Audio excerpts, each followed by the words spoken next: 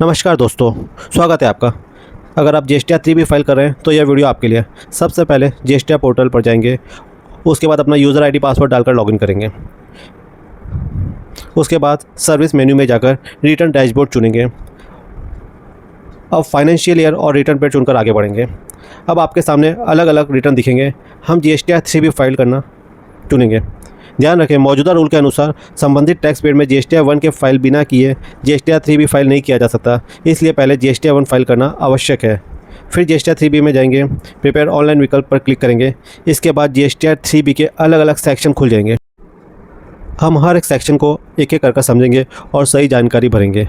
सबसे पहले outward supplied वाले सेक्शन में आएंगे और उसमें अपनी taxable supplies, zero rated supplies, exempted supplies, reverse charge, ये सब डालेंगे।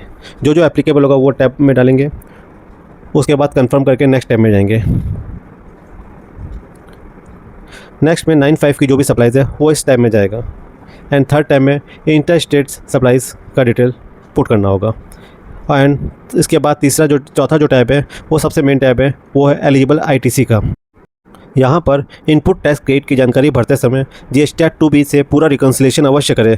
उसके लिए आप मेरी 2B की वीडियो भी रिकन्सिलेशन कैसे होता है देख सकते हैं। और अब आप import of service, import of goods, reverse charge, ITC संबंधित कॉलम में दर्ज करें। यदि आप ITC रिवर्सल लागू होता है तो उसे भी सही कॉलम में डालें।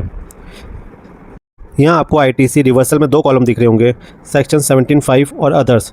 अगर आप परमानेंट रिवर्सल करना चाहते हैं तभी सेक्शन 17(5) में डालें, अदरवाइज़ अदर्स में डालें, क्योंकि सेक्शन 75 का रिवर्सल आप वापस से आगे जाके क्लेम नहीं कर सकते। और अदर्स वाला क्लेम आप नेक्स्ट मंथ में वापस से ले सकते हैं। और नीचे में आपका अदर्स डिटेल में ITC रिक्लेम वाला ऑप्शन तब यूज़ होगा जब हम ITC रिवर्सल किया हुआ को वापस से रिक्लेम करेंगे। तो सभी जानकारी प्रॉपर तरीके से इसमें डालें। इसके बाद इनवर्ट सप्लाइज़ की डिटेल डालना होगा, एग्जेम्प्टेड, रिलेटेड, एंड लास्ट वाला लेट फीस और इंटरेस्ट की डिटेल्स के लिए। सभी विवरण भरने के बाद रिटर्न का प्रीव्यू देखें और सभी आंकड़ों से मिलान करें। अगर यह वीडियो आपको उपयोगी लगे तो इसे लाइक एंड सब्सक्राइब करें। Thank you so much.